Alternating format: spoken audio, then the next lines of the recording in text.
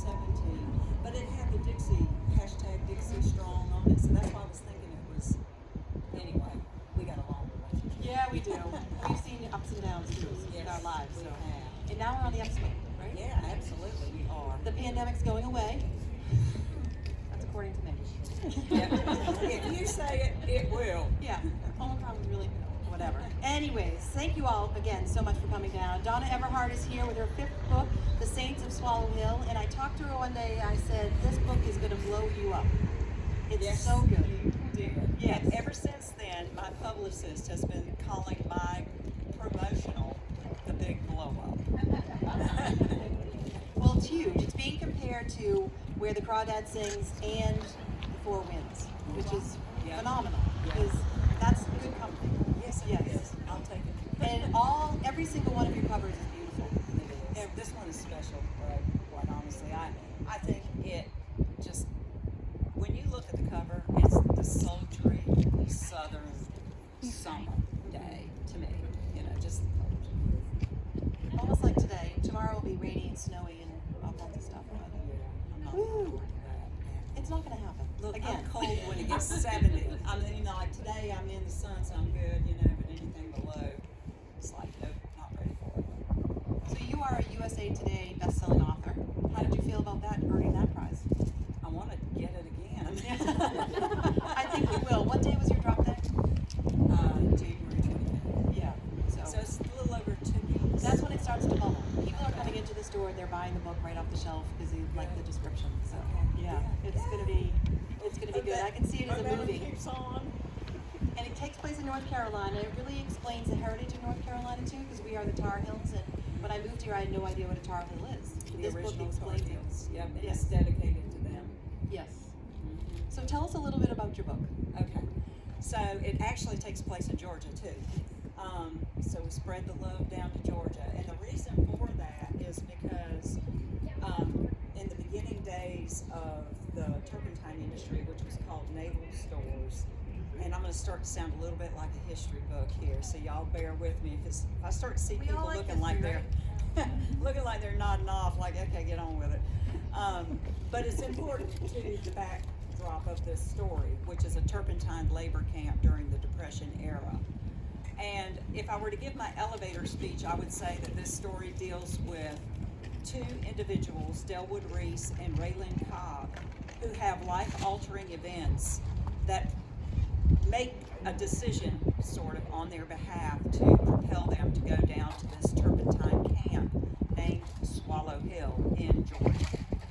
But the reason why I wanted to set it in this particular setting is because of the history behind it. And the naval stores is something that North Carolina was a top producer of from the 1700s, mid-1700s on through the 1800s. And who knows what naval stores are?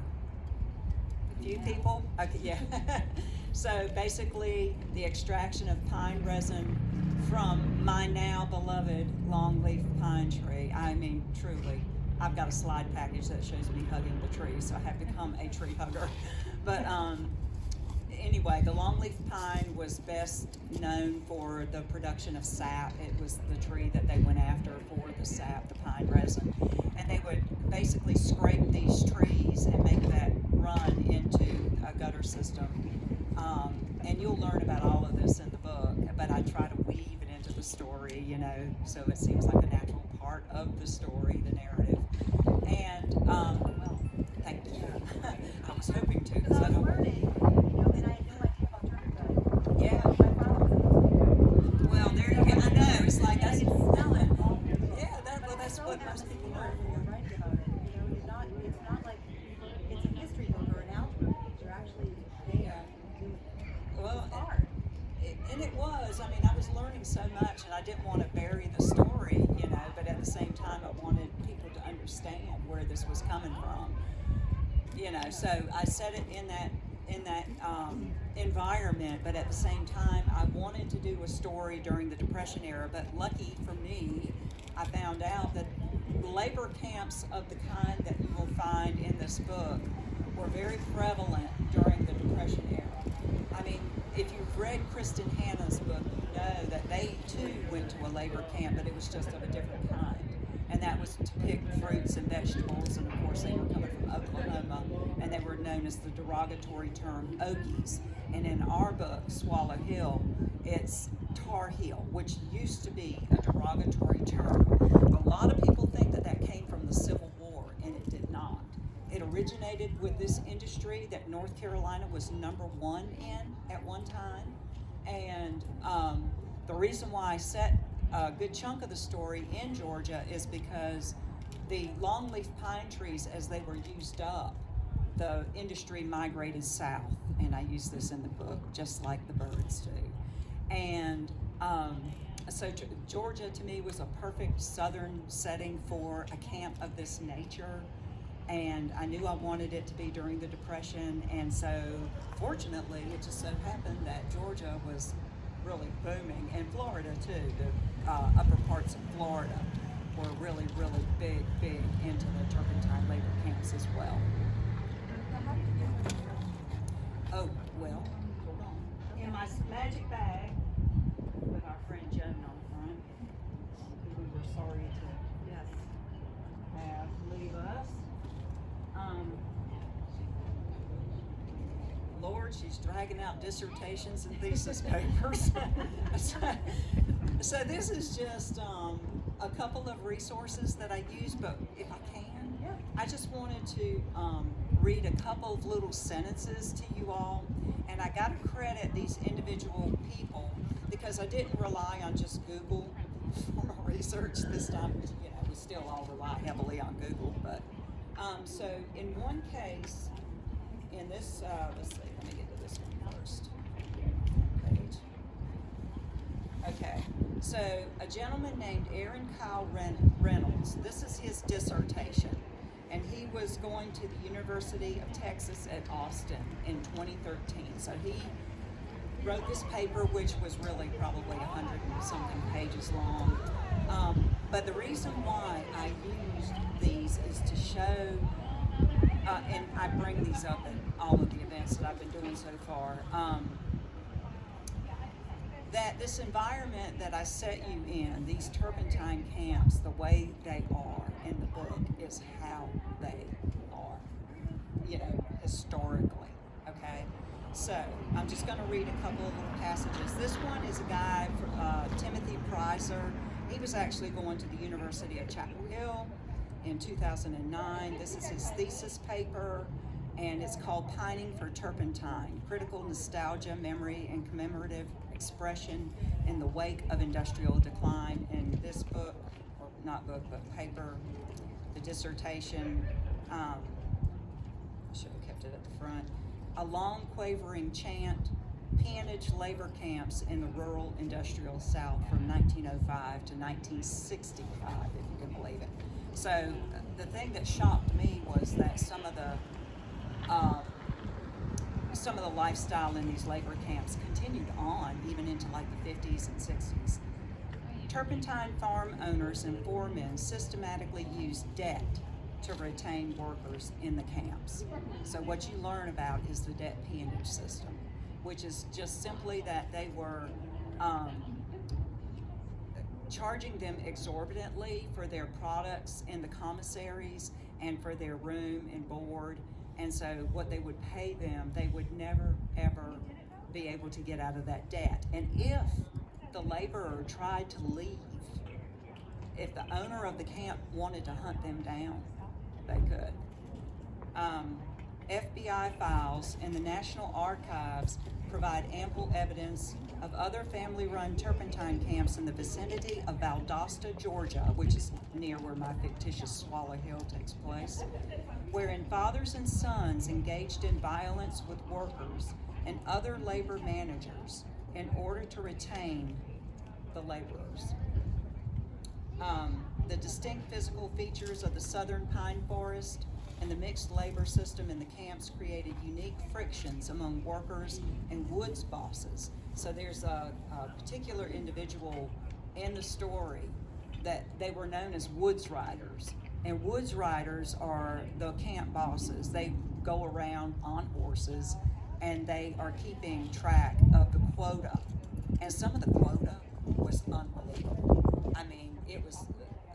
expected to chip up to 2,000 trees a day. And a day. It was dangerous. Yes, Yeah. it was. And they were expected to dip, which is to get the gum out of the retaining receptacles that were fastened to the trees, up to 2,000 a day. And I actually had to calculate. I got my little calculator out, and I was like, how is that even possible? But I figured out, like a tree every 20 seconds, something like that. Yeah, to be able to, and of course they were working like 12 to 14-hour days as well. I couldn't walk from tree to tree. I know. So you come up with the story. Well, how did you come up with the characters that fit into the story? Well, okay, so, I always have to have, I like to have the kind of characters that are dealing with personal challenges. And the one thing that I will say about Delwood Reese, when we meet Delwood, he is misbehaving. Some of you might not like Delwood, known as Del, as he likes to be called. You might not like him when you first meet him because he is busy with other men's wives. He just loves to love. Well, and my thing with Del is he's going to have a comeuppance, which is his life-altering event that's going to make him say, okay, I need a change of scenery and I need to move on, which is what sends him, and I'm not going to, spoiler-free conversation always, I'm not going to, tell you what happens to him, but just know it is a dramatic, matter of fact, between what happens to him, between Raylynn Cobb, my other character, so the story's told from two different viewpoints, Raylynn Cobb and Delwood Reese, and the chapters swap off. Between the two of them, I honestly don't know which was the worst, what happened to him or what happened to her. Her whole life up to her traumatic events was horrible. Yeah, exactly. She And I'm didn't not have much to telling you live it. for. Yeah. I mean, it was the expectation, and it's okay if they know it because I think it says it on the back of the book. She was raised in an orphanage, and when she was about to age out, turn 18, and then she would have been expected to go into a boarding house and work in the mill, and it was just no, and it was just lucky for her that Warren Cobb, her husband to be, came along. And when you meet Raylynn, she has already been married to Warren for 7 years. Yeah. But she's going to have a traumatic event. And that So, happens at the beginning. yes, it does. Yeah. It changes her whole trajectory. Yeah, he does. Sue, it's hard to hear you back You here. can't hear me? I don't have a stand. I'm not cool. No, that's fine. It's just between cars. and Okay. stuff. Yeah, sorry. So I'm going to have a creak in my neck. No, move it around. I just did. I think that's good. We can hear you fine. You can hear me? Yeah. Okay, good. Okay. Did you have an aha moment while you were doing your research or writing the book? I probably had multiple. Yeah. Because everybody's always saying, do you write by a plot? Do you have an outline? Yes. But are you a pantser? Yes. Because when you turn in, like if you're writing to contract, and some of you probably heard me say this before, but when you're writing to contract, you have to have a synopsis that you turn in as a proposal. So you have to write the first 3 chapters of the book, and then you also have to have an outline, which is telling the story from beginning to end, sort of your major plot points. Many of you know this because we have lots of good writers. Couple today. writers here. Yeah. Yeah, we have a lot of writers. That's 5 pages of a synopsis or an outline, and you still have 300 pages. But as to aha moments, I have them multiple times. Multiple. Well, this book especially. Well, yeah, this one, I would say a big one, at least for me. And this is going to be kind of crazy because here I go into my tree hugging thing again. But I didn't realize how decimated the longleaf pine trees were. And we used to have something like 93 million acres starting in Virginia, and it went all the way over to Texas. And today we have only 3 million.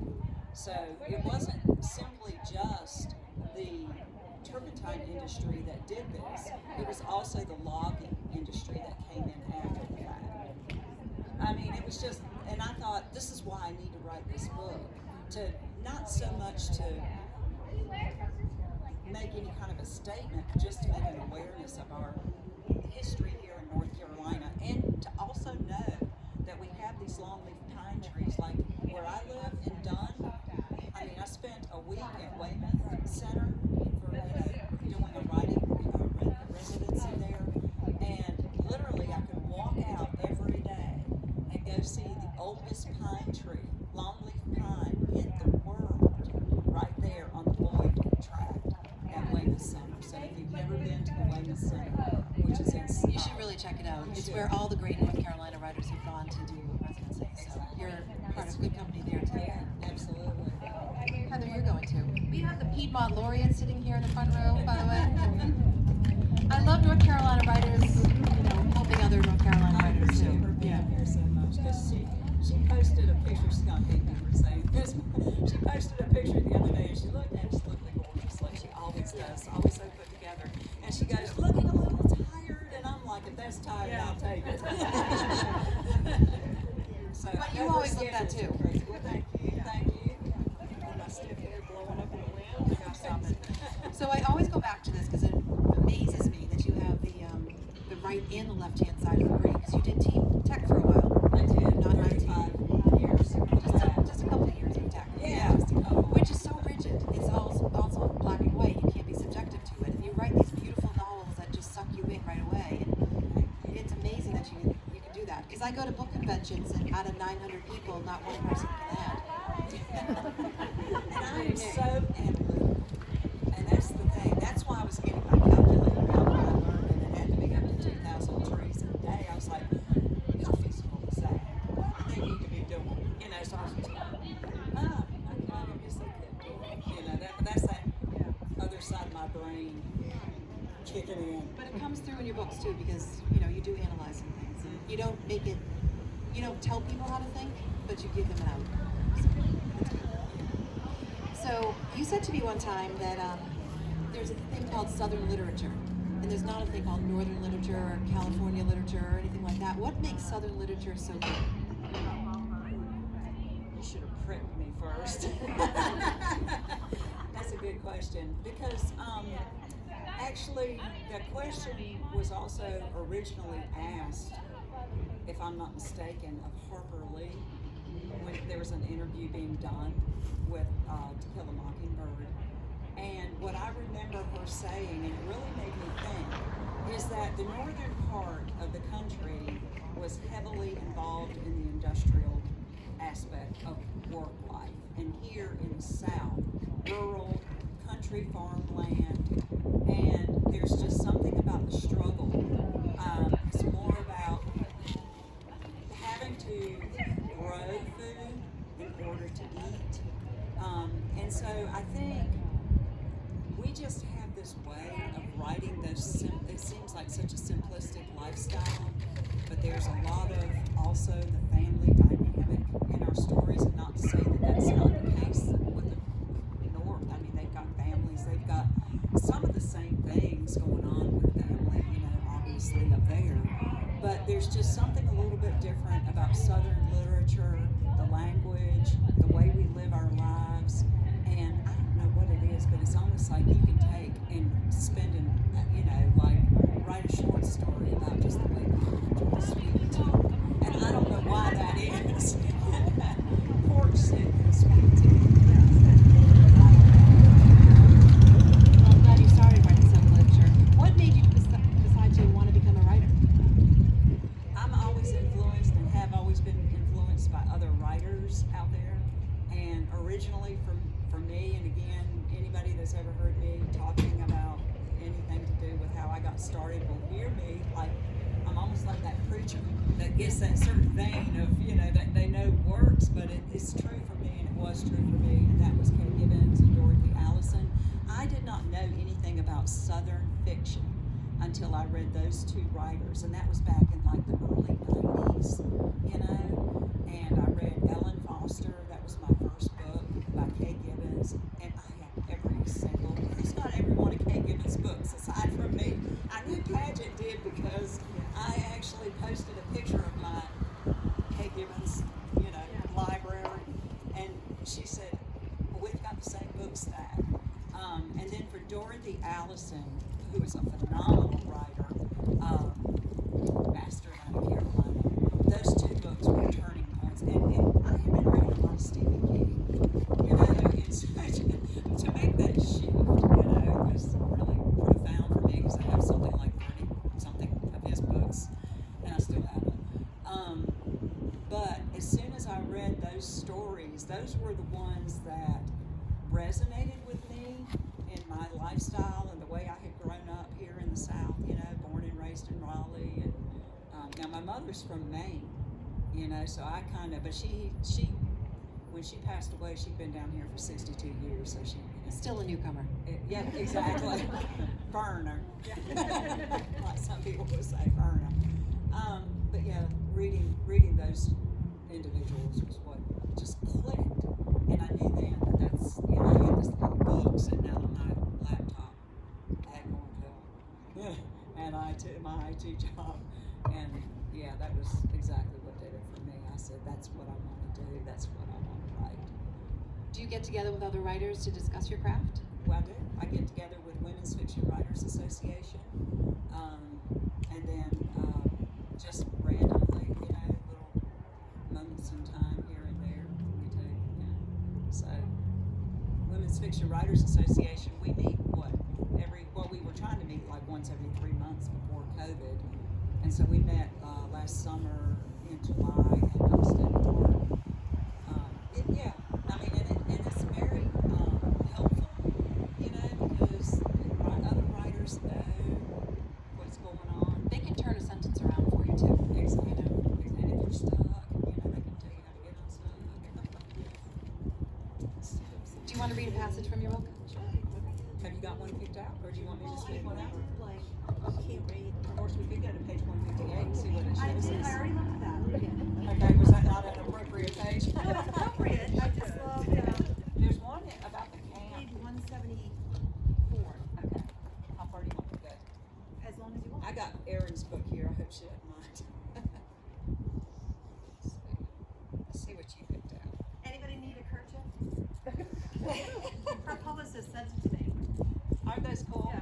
That ties in with the story, the harmonicas and the handkerchiefs tie in with the story. Oh. Okay.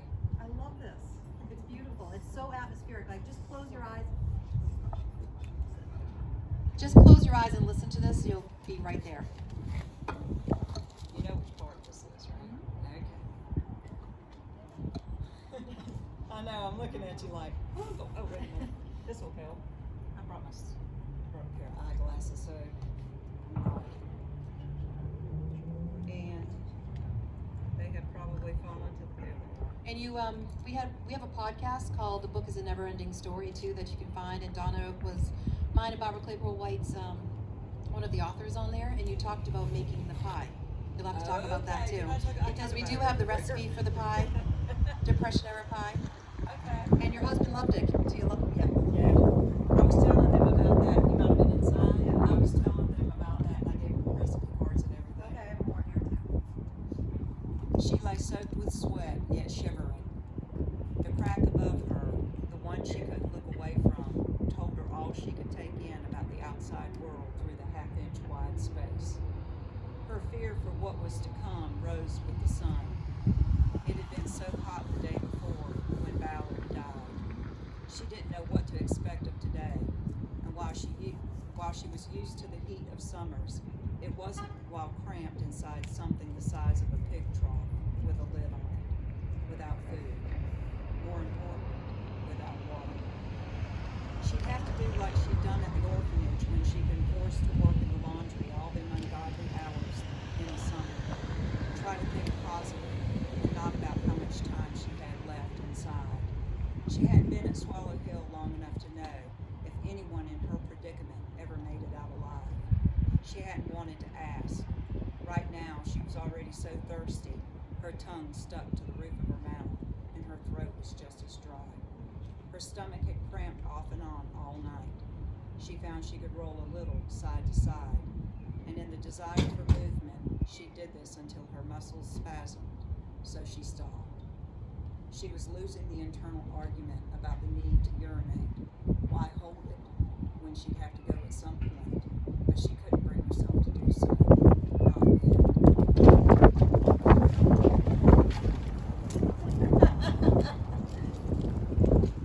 Not yet. Okay.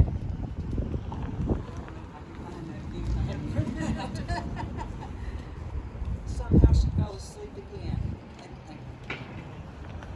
Somehow she fell asleep again, and the next time she woke, the inside had become another. Sweat ran off her, little rivulets of distress, along with her ever-increasing thirst. She attempted to lick her arms, the salty perspiration drying on her tongue.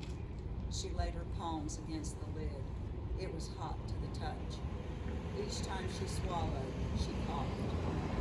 What was odd was her sense of urgency to urinate was now gone, but her head hurt, and though she hadn't moved, she was dizzy. A distant rhythmic banging matched the heartbeat she heard in her head. Voices rang out in song occasionally somewhere in the belly of the can. She strained to hear the tune until it stopped and was replaced by yelling. She rolled her head to the left, to the right, twisted each foot the same, left then right. A cramp seized the calf muscle of her left leg, and the pain made her grit her teeth. Be still. Go back to sleep. Get through this. Get through it. Isn't that incredible?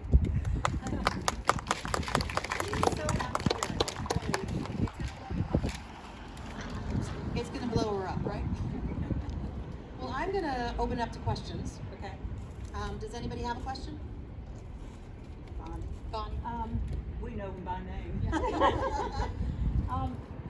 The difference between writing a younger female character as opposed to an older one.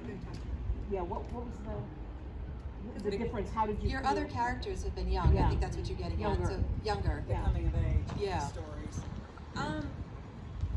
Well, it's like what I've always said, especially when I was asked the question about writing the younger characters. How do you do that? How did you put yourself, into their head? Well, I was an 11-year-old girl once. I was a 16-year-old girl once, and I was a 25-year-old woman at one time too. So really, it's all about that to me. Just trying to think or remember how I thought back then and the way I acted. We've all had these personal experiences, at certain stages in our life that we can think about and relate to. You have a good memory, though. I do. He probably is like, yep. I do. Well, it brings you back there. So good. Anybody? I have one other question. Yeah. And when I finished the book, I thought I want to come up with a question that nobody else is probably ever going to ask you. Is duty a real thing? Is what? Duty. It was a meal. It was a Something they meal. ate. Oh yes. Okay. Not anything I've ever had, but But is it a yes, real thing? yes, Thank yes, God. it was. Yep. And it was something that I had researched. That's why I was like, and look, how many times have I been asked about a certain part in the book, and I'm like, because I can't remember. But I researched that. Yes, it was, and I cannot remember now. Do you remember what was in it? No, For some it wasn't reason, I'm really thinking it mentioned what was like in it. cornbread or something mixed with something. Okay. Yeah, something they were using to get a filler. You know what I mean? When they're so hungry, you're eating the kinds of food that will just stick. Cheap, filling food, whatever was cheap. Thank God we were not around then. Yeah. 'Cause, Yeah, and I'll say this too about the Depression era. Anybody that had parents will remember how their parents were. I remember how my mother was. She was born in 1936. My dad was born in 1934. And even though the Depression era was ending for them, they grew up through some parts of it. My mother would would save anything and everything. When I was helping move her out of her house in Raleigh, she had baggies of shoelaces. And I was like, Mom, do we really need to move the shoelaces? She had baggies of twist ties, you know, because everything she used to say, I'm very frugal. And I'm like, I know, but baggy of twist ties, you know. Every button off every shirt that she's ever worn, She my had grandmother. baggies of buttons, yes. I mean, and you know, she'd pull it out. Oh, we could use that button on, you know. And she would find a way to use those things. Good question, Bonnie. Did you have a question?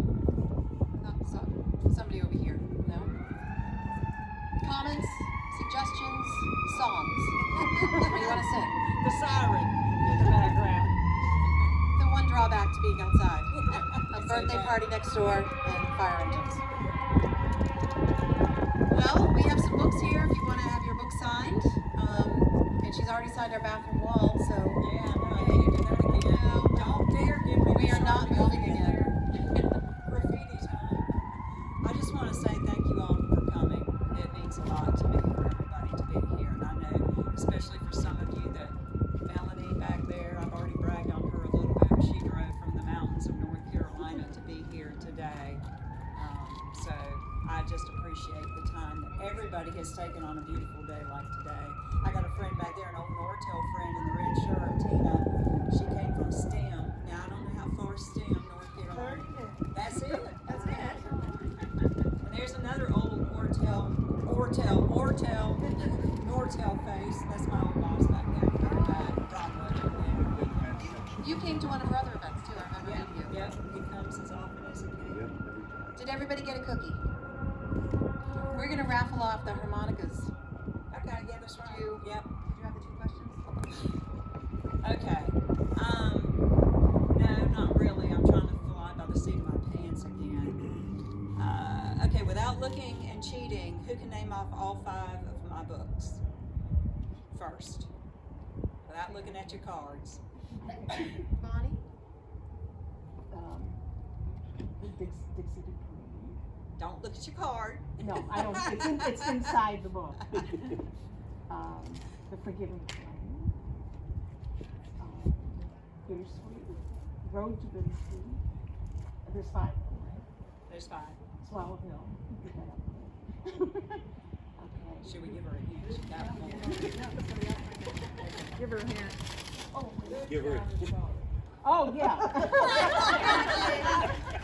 a billboard. All right, Bonnie, you win a harmonica. Oh, God. And now you have to play it. Only if its name is Melody. All right, the What next was one. our, I don't know. What was the other one? Bojangles. Whose birthday? Who has the next birthday coming up? Yeah, okay, yeah. Who's got a birthday coming up? Can you prove it?